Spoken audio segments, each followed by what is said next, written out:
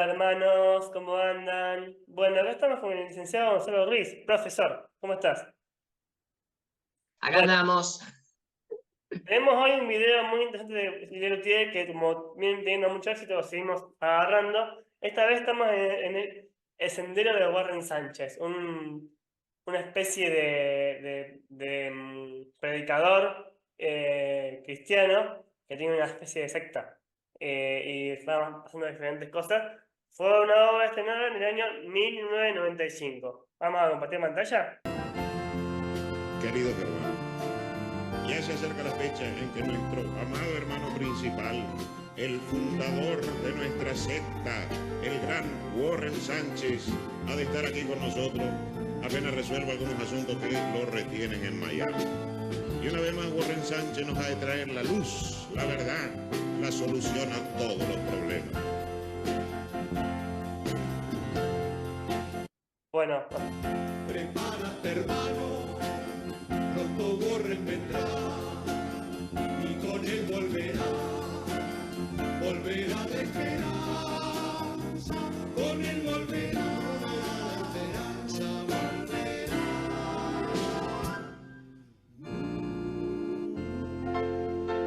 es curioso, Gonzalo, ¿no? Cómo, desde que Lutero puso sus 95 tesis sobre la mesa, que era, como Lutero era un monje agustino, y se separó de la Iglesia Católica, entre los luteranos fueron sufriendo cada vez más y más eh, iglesias evangélicas y también sectas, ¿no?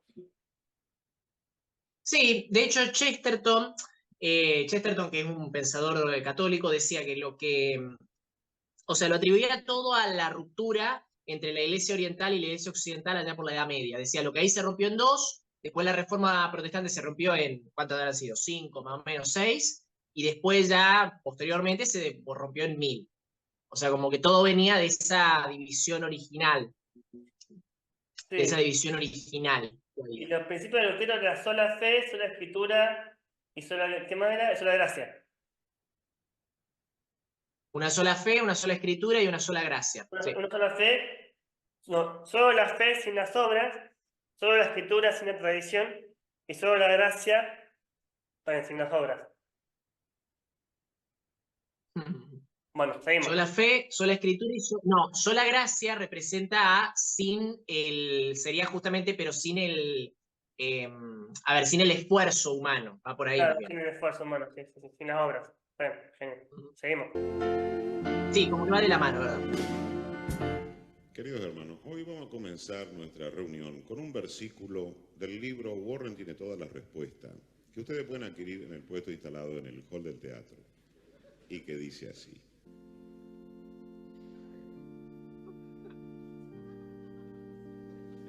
Versículo Lix. Lix, número romano. Lix, este es el número romano. Dice así. Cierta vez Warren, mientras caminaba con algunos de sus seguidores, encontró a un hombre joven dispuesto a quitarse la vida tendido sobre las vías del ferrocarril. Y habiéndole preguntado Warren, desdichado, ¿qué haces ahí? El joven contestóle llorando, mi novia me ha dejado. Y Warren díjole, la verdad es que podría haberte dejado en otra parte.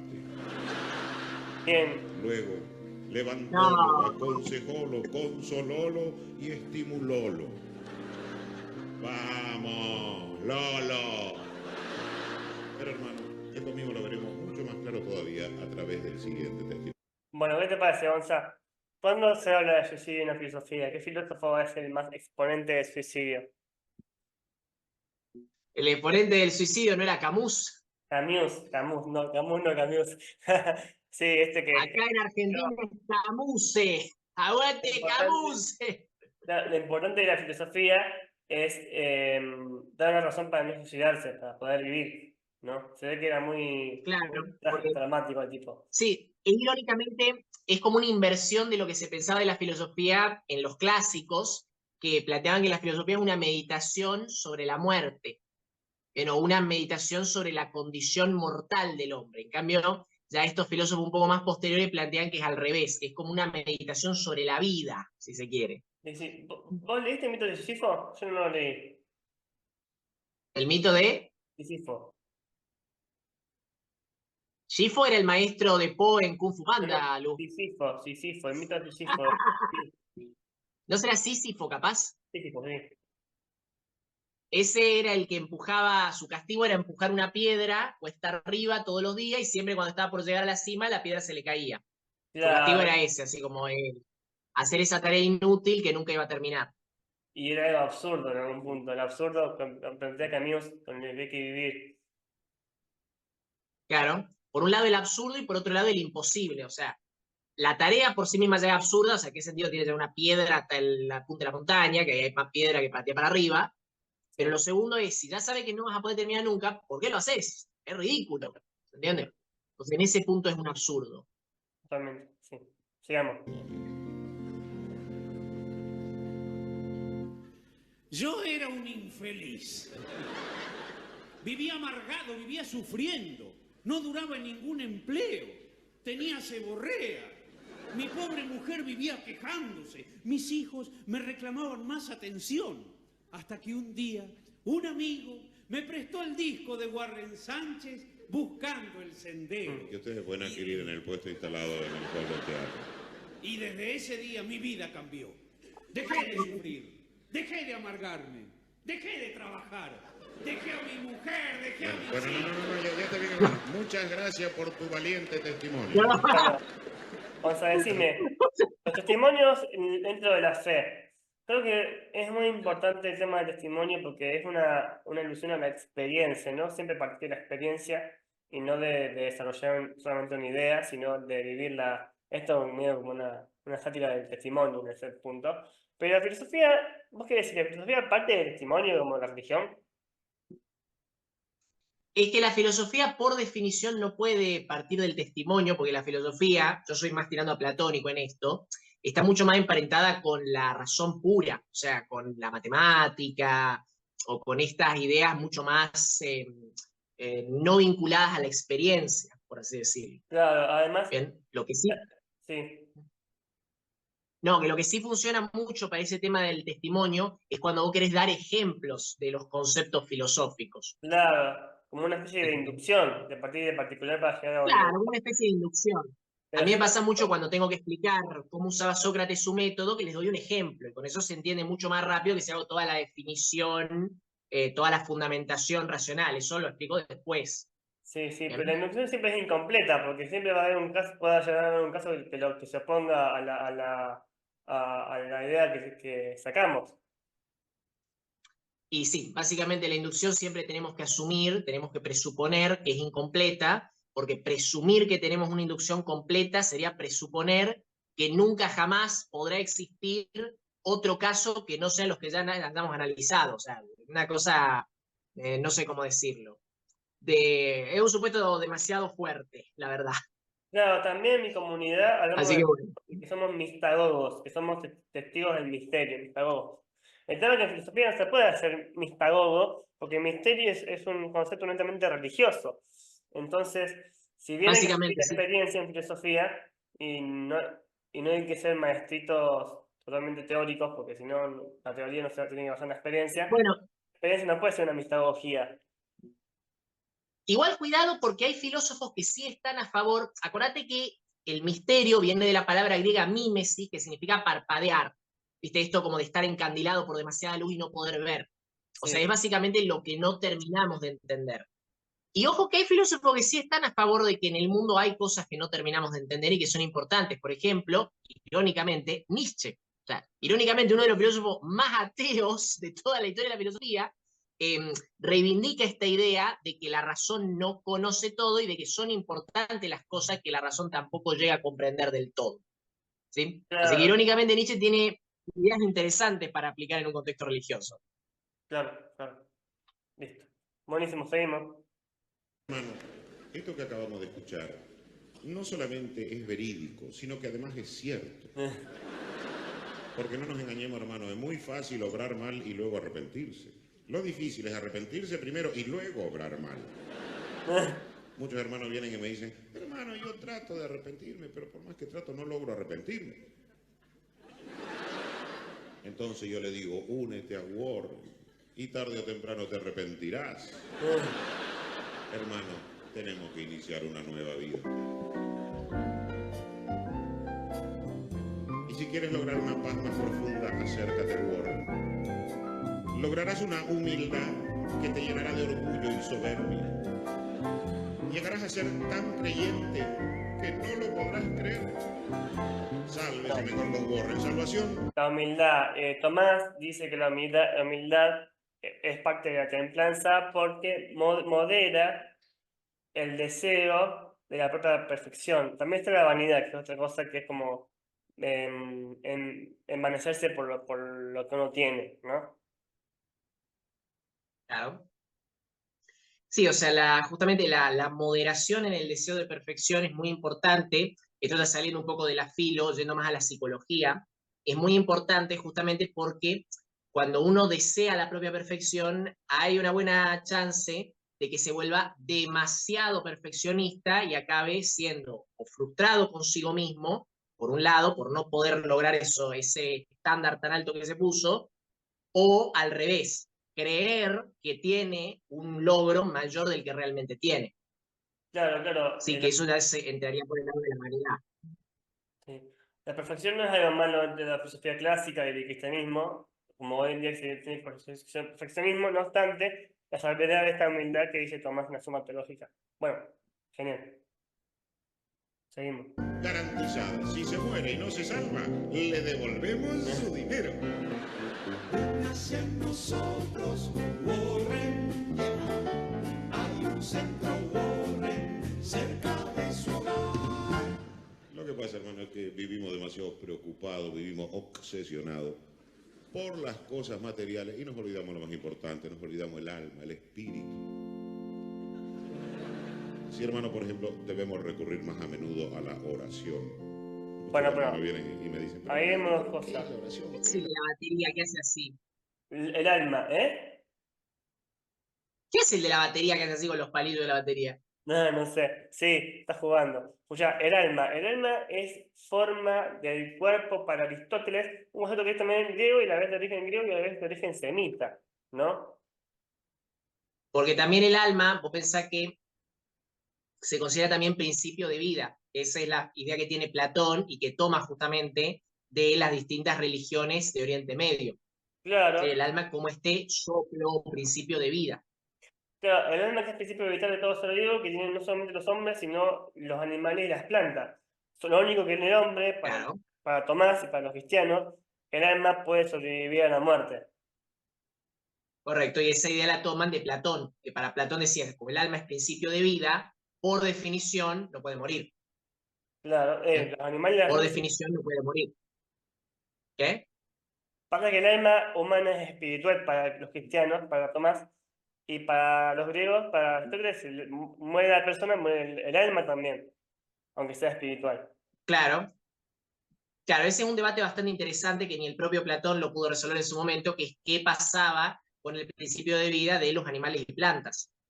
O sea, también tienen un principio de vida que por definición debería ser inmortal, ¿o no? Y entonces, entonces el alma no es principio de vida, es principio de conocimiento, que ahí nos acercaríamos más a la visión de Aristóteles. Claro, Por eso, es un debate interesante ese, sobre el alma como principio de vida.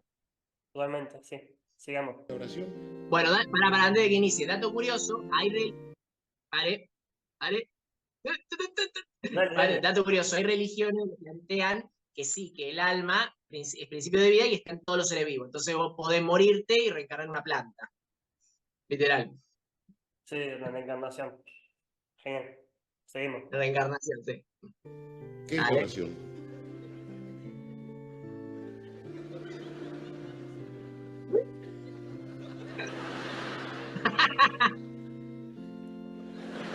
Háblalo a mí.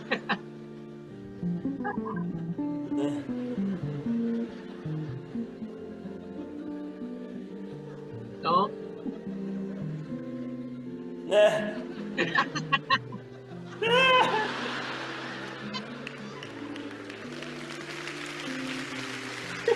Bueno, ¿qué es la oración? A ver, la oración personal, ¿viste? Demasiado. En la Iglesia Católica se recomienda tener, además de misa, oración personal diaria. ¿qué es la oración, Gonzalo? ¿Qué? ¿Qué es la oración personal? El alimento del alma.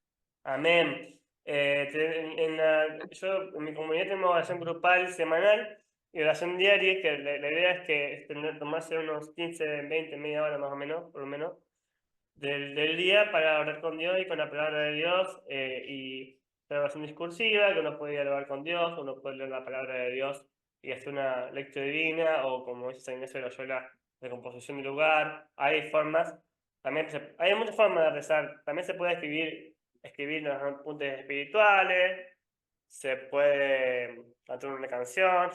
Lo que más te dé fruto, lo que más te dé resultado, se puede hacer, ¿no? Porque a veces uno se queda como seco y no encuentra la forma de rezar. Pero es muy importante rezar. Como dice el dicho italiano, el que reza se salva, ¿no? Porque es la relación con Dios, la virtud de este lugar se basa en la relación con Dios, y eso es fundamental en la relación personal para eso, ¿no, Gonzalo? Y sí, aparte teniendo en cuenta esto de que es personal justamente, ahí es muy importante justamente respetar la propia personalidad. O sea, por ahí una forma de oración que a mi pareja o a mi amigo le sirve, a mí no me sirve y prefiero otra. Sí, Y sí, eso sí. está bien. No, o sea, no por ser parecido al otro voy a ser igual en la oración. Es algo muy, muy personal. Distinto de, por ejemplo, no sé, las celebraciones como la misa, que eso sí es comunitario, ahí sí es para todos igual. Pero la Sí, oración hace algo tan personal, cada uno tiene como que autodescubrir qué forma de oración le es más propicia. amén, amén, qué lindo. Sigamos. Entonces yo le voy a responder, hermano. La oración básicamente tiene ruego y plegaria. Pero la oración tiene súplica y fervor. Pero la oración tiene sujeto y predicado. ¿Y por qué digo esto? Porque yo, por ejemplo, nunca me he sentido mejor sujeto que cuando he predicado. Pero tampoco debemos olvidarnos de la contemplación. Debemos acostumbrarnos a contemplar, a observar cada uno de los 1000 pequeños milagros cotidianos que nos rodean. Por ejemplo, pongamos por caso las hormiguitas. Bueno, paremos ahí. La contemplación. Me gusta la idea de la contemplación porque es un término místico que tuvo diferentes significados. Algunos distinguen la contemplación y la mística, la contemplación como un mirar, contemplar un paisaje natural, ver a Dios en el paisaje, ver a Dios en una persona. Pero otros ven la contemplación como la relación personal que uno tiene con Dios que vive adentro de uno. ¿Qué pensaba de eso, Gonzalo?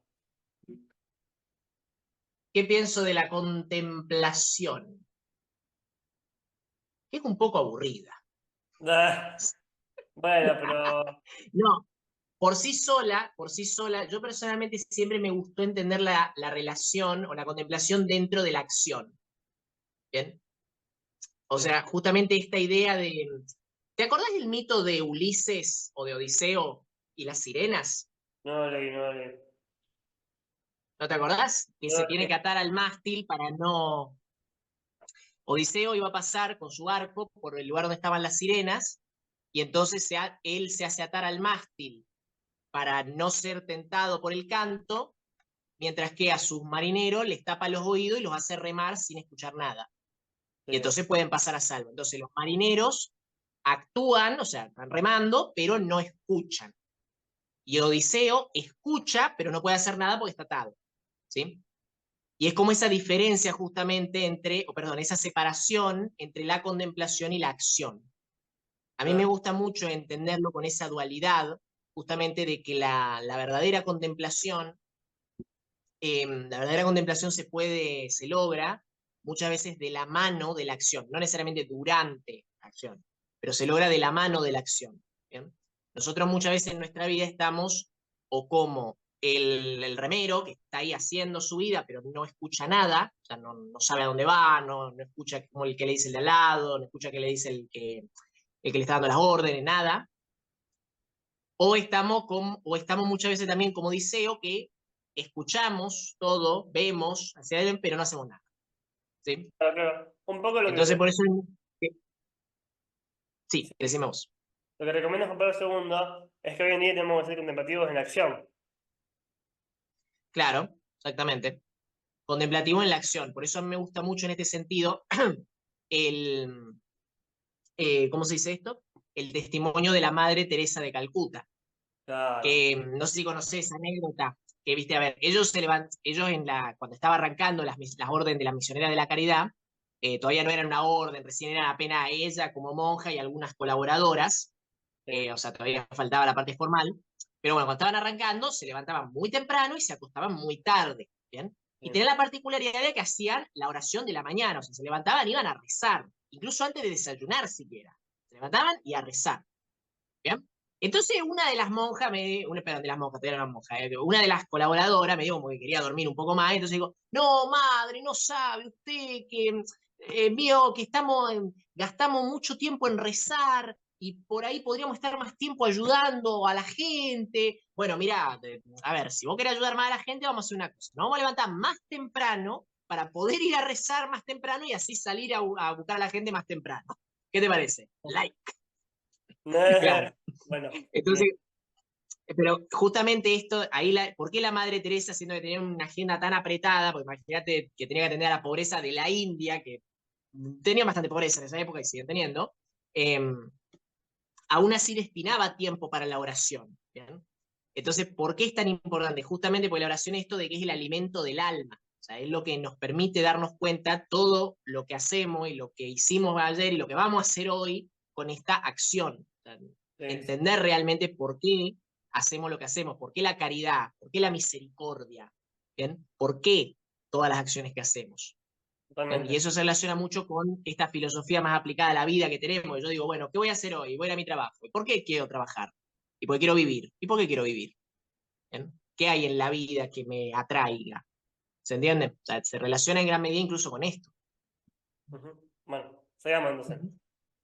Laboriosas Digamos. hormiguitas, mientras transportan incansablemente hojitas, tallitos, semillas, tal vez el pétalo de una flor de tu propio jardín. Dime la verdad, hermano, ¿te has detenido a pensar alguna vez que esa hormiguita es un ser viviente? Un ser irracional, pero viviente, hermano. Esa hormiguita está viva. Hay que matarla. Pero sin duda, hermano, la virtud más importante del espíritu es el amor al prójimo. Las hormigas están vivas, sí, que está un poco la contemplación de la creación de Dios. También hay gente que piensa que los animales son personas. ¿Viste qué raro eso? Bastante raro, sobre todo porque tengo por acá un ojo de bife que no sabe cómo se me hace agua la boca. Ah, sí, viste, estos juegos haciendo boicot, no sé en qué grupo son, pero esto que ponen fotos, imágenes en la calle acá en Rosario, de animales que dicen que ponen a buscar a un chancho y ponen persona, como que tienen la misma dignidad que el ser humano y no se lo puede matar. Está bien cuidar que no se los torture los animales, porque tienen cierto valor, cierta dignidad, pero no tienen la misma dignidad que el ser humano tampoco. Y el tema es que, a ver, cuando los seres humanos planteamos derechos, los planteamos para nosotros, básicamente. O sea, en ese sentido somos un poquito egoístas. ¿Sí? O sea, planteamos los derechos para poder vivir nosotros y también para poder vivir los animales que nosotros queremos, por ejemplo, nuestras mascotas. Sí. ¿Sí? Pero también, o sea, los seres humanos seguimos siendo omnívoros, o sea, seguimos siendo eh, depredadores de otros animales, es la realidad. Así Totalmente. que sí, por eso no somos todos veganos en gran medida. Bueno, sigamos. Dinos tus deseos Por play. La peli. y entre todos te ayudaremos.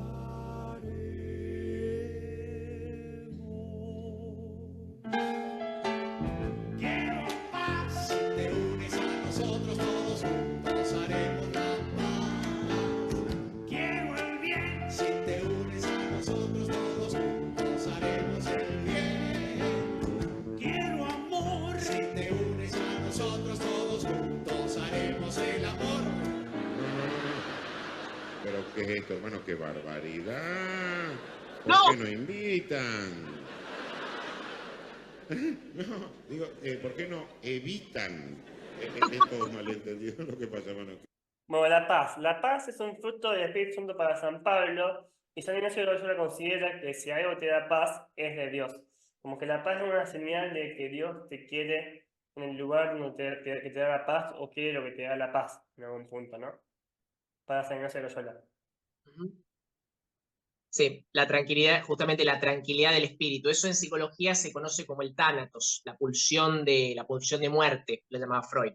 Claro, Que en realidad por ahí le puse ese nombre medio alevoso, pero en realidad es justamente lo que nos lleva a buscar el descanso, el silencio, o sea, como el cese de la estimulación. claro, Y esto en gran medida sí, esto en gran medida tiene que ver con una idea que ya venía de los antiguos, que es que la felicidad en gran medida tiene que ver con la ataraxia, o sea, con el no tener ningún tipo de perturbación en mi alma, no tener tristeza, no tener sufrimiento, no tener ansiedad, o sea, todos esos sentimientos negativos. sí, totalmente. Sigamos nomás. Por eso. Vivimos absurdamente. Sí. Y bueno, qué sé yo, todo eso de que todos juntos haremos el amor, obnubilado. irónicamente. Sí. Sí. ¿Qué? Que irónicamente sí había religiones donde había, en vez de misa, tenían lo otro. Sí. Sí.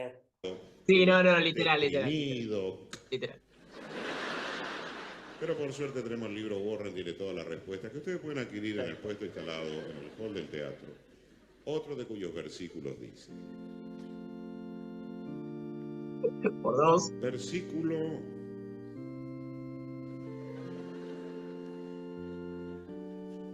'X'. Dice así. Habiéndosele presentado un pobre hombre presa de la confusión, y habiéndole preguntado a Warren, hermano, ¿cuál es el verdadero sentido de la vida?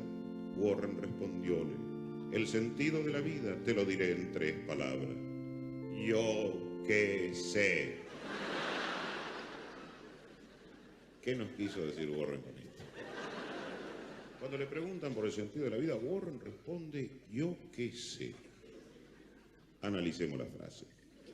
La palabra yo, ego, parece indicar egoísmo, egolatría, soberbia. Lo que pasa es que aquí Warren la utiliza por oposición, para indicarnos justamente lo contrario, o sea, la humildad. O sea que queda bien claro que aquí cuando Warren dice yo, está diciendo humildad. Pero Warren dice algo más, Warren dice yo que sé, o sea, yo que sí sé. En resumen, hermano, Warren conoce el sentido de la vida, pero por humildad no lo quiere decir. La exégesis bíblica, Gonzalo. Esto es gracioso porque hace una sátira de lo que es la exégesis bíblica. ¿Viste? Cuando, Claro, sí. cuando Cuando ya quiere sacar cualquier cosa del texto, sí, de verdad. Sí, no. Moisés es un nombre que no puede decirse para los judíos, pero es muy fuerte. Los partidarios de los griegos vieron el ser como un nombre de Dios, pero el nombre de Dios, que fue después confirmado por Jesús en el Evangelio, dice yo. No dice, es como que al principio pensaban, no, soy el que soy porque no quiero decir, no tengo por qué tener un nombre, ¿viste? O soy el que estoy presente también en el pueblo y podría banalizarse, pero en realidad es el nombre de Dios y además se confirma a sí mismo como ser personal, porque dice yo también. Claro. Y aparte ten en cuenta lo siguiente, para hacer exégesis, o sea, para analizar qué está diciendo un texto, justamente tenés que tener muchas veces en cuenta el contexto. ¿Bien? Claro. Entonces, por eso es muy importante conocer la cultura y la época en la que eso fue escrito, ¿sí? De ahí que no sea irrelevante o que sea importante hacer un estudio de la historia de los textos, o sea, cuándo se escribió, quién lo escribió, qué situación había en el momento, etcétera, etcétera. Por ejemplo, en el Antiguo Testamento, Moisés le pregunta a Dios su nombre y Dios le responde, yo soy el que soy, ¿sí? Sí. Y claro, eso tiene varias interpretaciones, ¿sí? Una posible interpretación es que en realidad el verbo ser y estar en muchos idiomas es la misma palabra. Bueno, Claro. en el hebreo antiguo era la misma palabra. Entonces, una posible interpretación es que lo que dijo no es yo soy el que soy, sino yo soy el que estaré con ustedes. Una cosa así. O sea, yo soy tu Dios. Dejame de hinchar con nombres. ¿Bien? Una posible interpretación. Otra es que lo que dijo básicamente es, mi nombre es nombre. O sea, como diciendo, no tengo un nombre, que eso en el Antiguo Egipto, que es donde vivía Moisés, el nombre de un dios representaba el elemento del dios. ¿Sí? ¿Se entiende? Entonces, cuando Moisés le pregunta su nombre, en gran medida le está preguntando, ¿vos sos el dios de qué? ¿Sos el dios de los pastores? ¿Sos el dios de la montaña? ¿Viste? O sea, yo soy un pastor, soy el dios de los pastores, estamos en una montaña, soy el dios de la montaña, te veo un fuego, sos el dios del fuego, ¿vos sos el dios de qué? Y el tipo le contesta, yo no tengo un nombre, o sea, yo no estoy limitado a un solo elemento, ¿sí? O sea, como que ya está empezando a perfilar esta idea del monoteísmo, ¿sí? Claro. ¿Cómo se llama esto? Entonces es otra posible interpretación, ¿sí? Sí, sí. También cuando Jesús confirma su nombre diciendo, cuando lo apresan, dos veces, dos o tres veces en el Evangelio. Una cuando la apresan en Getsemaní, le dice, ¿a quién buscan? A Jesús Nazareno, dice, yo soy. Claro, ahí está diciendo que el nombre está dando otra fuente posible para interpretarlo como un nombre supremo, imponente, como que todos se cayeron por tierra cuando escucharon eso, yo soy, como la autoridad de Jesús como Dios. No, también. Exacto. Sí, Jesús lo usa a propósito ahí en el Evangelio, Jesús lo usa a propósito justamente como para marcarse a sí mismo como Dios. De hecho, en el Evangelio de Juan no es la única vez que lo usa, ya lo había usado varias veces, sobre todo en sus discursos. Yo soy la luz del mundo, yo soy el pan de vida, etc. Sí. Sigamos. O sea, como para marcar justamente esto de la presencia de Dios o la acción, la intervención de Dios. Amén. Bendito sea el nombre del Señor.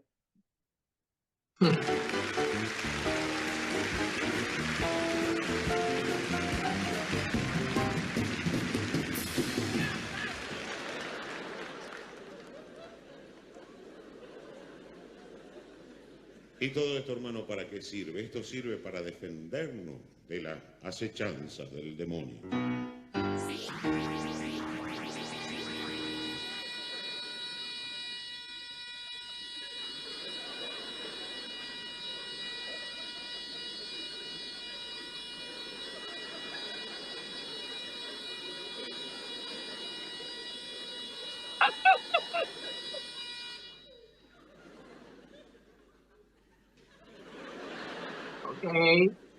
Sí, hermano, hablemos, por ejemplo, de los juegos de azar, una de las trampas predilectas del maligno. Viste que... ¿Qué te iba a decir? El demonio. Viste que los enemigos eran para la Biblia, son tres. El demonio, el mundo y la carne. Pero puntualmente, el mundo y la carne, no todo lo que viene del mundo de la carne es malo, pero el demonio sí, todo lo que viene del demonio es malo. Y ahí hay un punto importante en que algunos quieran poner como mucho miedo al demonio, como que la religión se basa en el miedo, en el temor, en el miedo, como dice Humberto Eco, el miedo como si fuera el origen de la fe, que eso no es así. Pero esto es importante porque filósofos como Enrique Dussel, Juan Pablo II, también teólogos como Kira Lubitsch, han tratado de explicar que no podemos ver a otras personas como enemigos, que somos prójimos, somos hermanos, todos los hermanos somos hermanos como especie humana, y no tenemos que ver en otro ser humano como enemigo, sino que el diablo es enemigo. Entonces ya cambia el tema, porque hay filosofías consideran enemigos a otros seres humanos.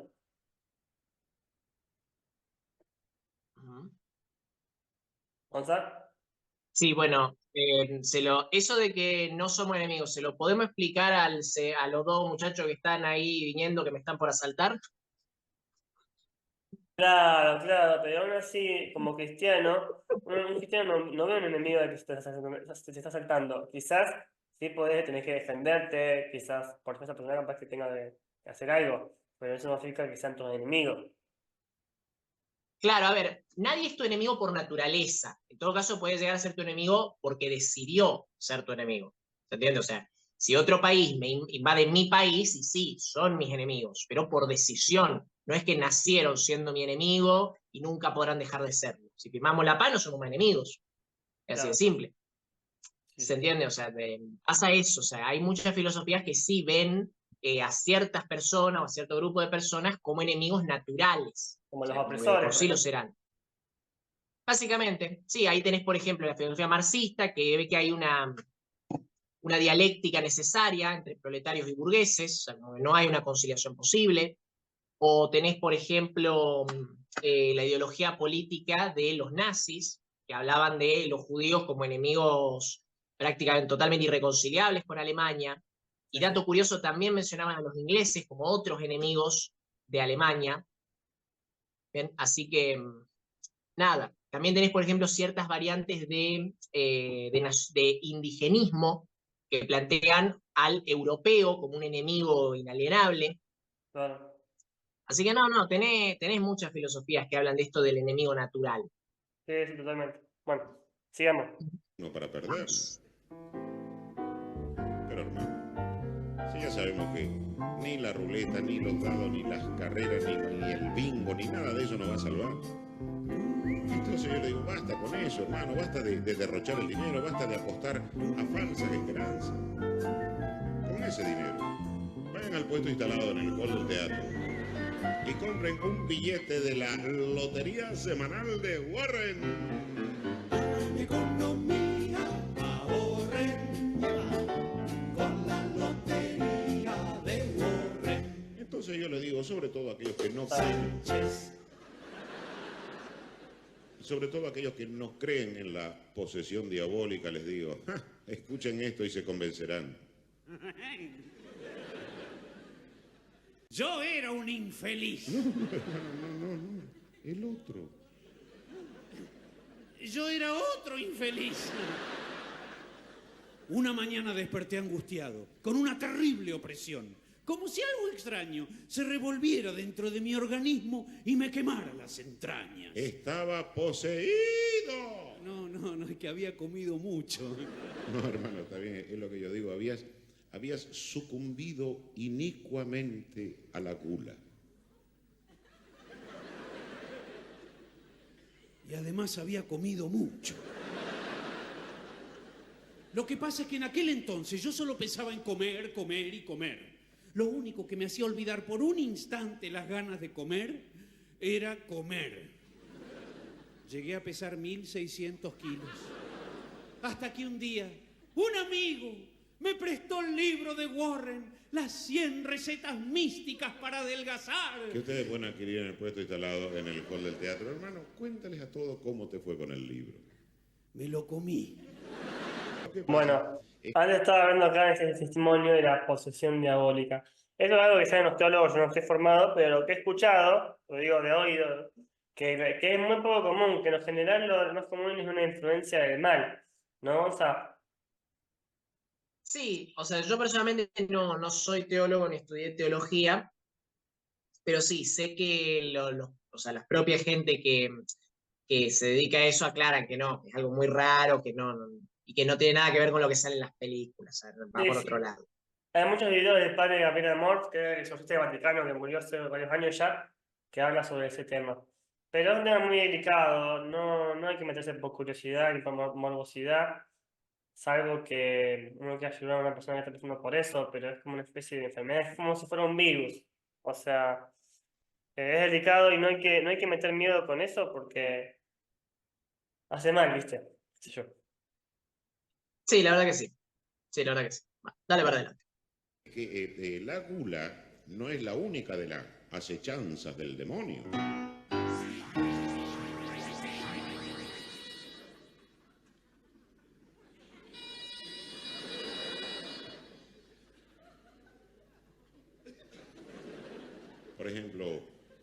Por ejemplo, el sexo, ¿qué me dicen del sexo? Hay muchos que se creen muy vivos porque se la pasan de aventura en aventura. Fornicando sin ton ni son. A tontas y a locas. Y esas son las más fáciles.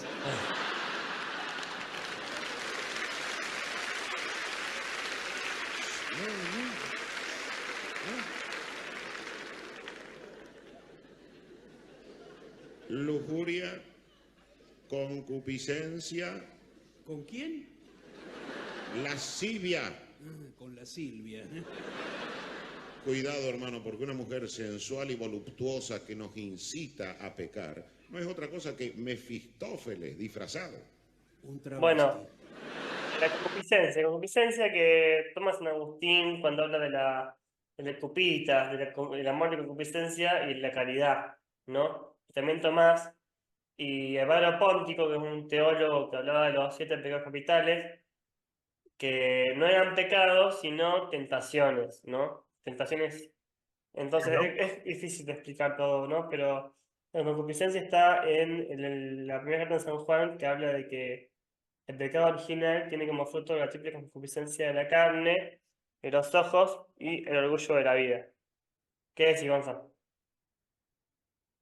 Sí, recuerdo, a ver, el concepto es tomado también de Platón, que hablaba del alma concupiscible, justamente en la que manejaba o sea, los deseos básicos, básicamente. O sea, estaban el hambre, el deseo sexual, etcétera, el sueño. Entonces, justamente esto de la concupiscencia de la carne se va a relacionar con los pecados, que son justamente los excesos en esos deseos. O sea, la gula es el exceso de comida, la pereza el exceso de sueño, la lujuria el exceso de sexo y así sucesivamente. Claro, una de las Y con, ideas es la búsqueda de placer. La otra tiene que ver con la soberbia y cosas así, ¿no? Sí, tiene que ver con la soberbia, que podría ser como una especie de exceso en el alma, si se quiere. Sí, sí. Sigamos, así terminamos porque se hace muy largo. Digamos. Pero hermano, por un momento olvidémonos del sexo. No, no, Y siguiendo con, No, dijo por un momento, después sigue. y siguiendo con las acechanzas del demonio, no podemos dejar de mencionar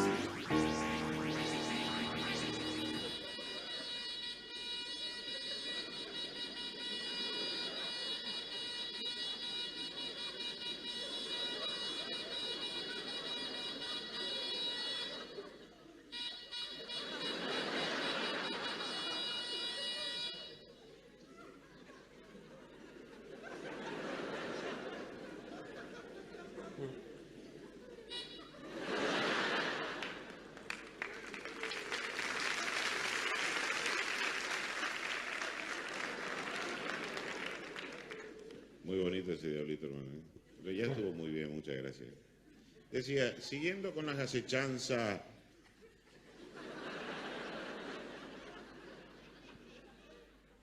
de Belcebú, ¿De quién? Belcebú, Belcebú, Lucifer, Luzbel, Mefistófeles, Satanás. ¿Bocini no juega?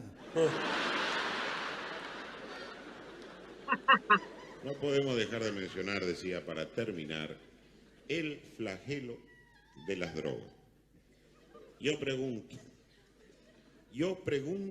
y quiero que alguien me responda. Yo era un infeliz. No, Y quiero no, que no. me responda quién es el degenerado capaz de venderle drogas a los jóvenes. ¿Y dónde se las vende? En el puesto instalado en el hall del teatro. No.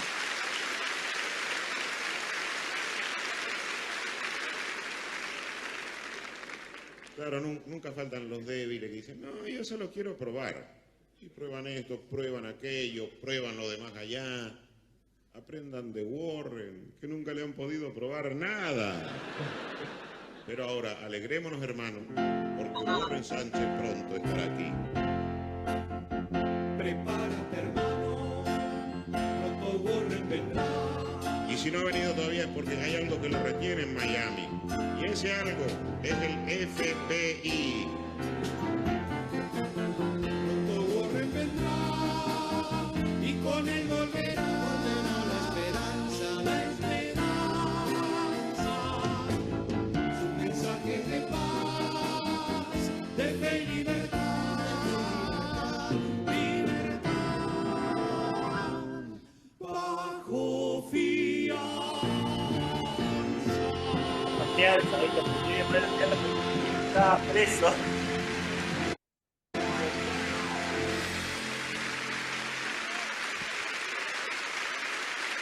Bueno, ahí terminó, Gonzalo. ¿Qué te pareció?